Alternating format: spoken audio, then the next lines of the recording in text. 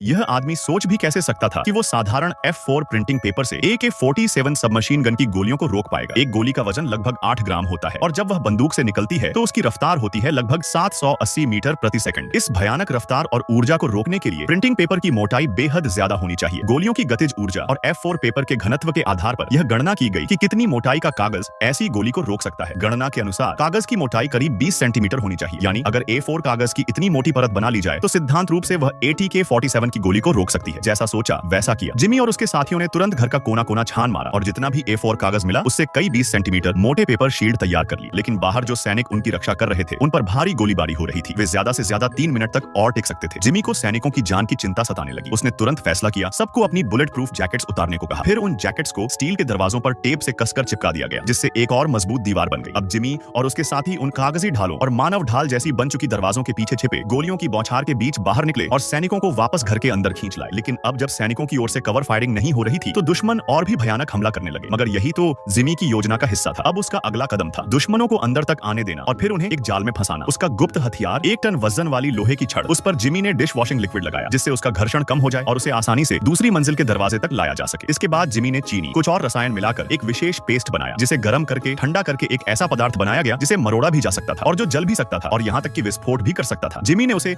अलमारी के चारों तरफ चिपका दिया और एक टूटे हुए वॉकी टॉकी को उसके पास रख दिया। अब सब तैयार था। सबने छिपने की जगह ले ली। तभी दुश्मन भारी ताकत के साथ अंदर घुसा, लेकिन सीढ़ियां पहले से बंद थी। नीचे से आती आहट सुनकर जिमी जैसे ही वॉकी टॉकी से विस्फोट करने वाला था, तभी एक साथी ने उसे एक गोली थमा दी। जिमी की आंखें चमक उठी। उसने तुरंत गोली का सिरा निकालकर उसमें से बारूद निकाला और उसे फ्यूज की तरह इस्तेमाल किया। एक चिंगारी के साथ वो फ्यूज जल उठा और फिर धड़ाम, एक जोरदार धमाके से फर्श में बड़ा सा गड्ढा बन गया। भारी लोहे की अलमारी और तमाम सामान नीचे गिर पड़ा और एक ही झटके में नीचे के दरवाजे को पूरी तरह बंद कर दिया। दुश्मन वहीं फंस गया। जिमी और उसके बाकी साथियों ने इस मौके का फायदा उठाया और खिड़की से बाहर कूदकर जान बचाई।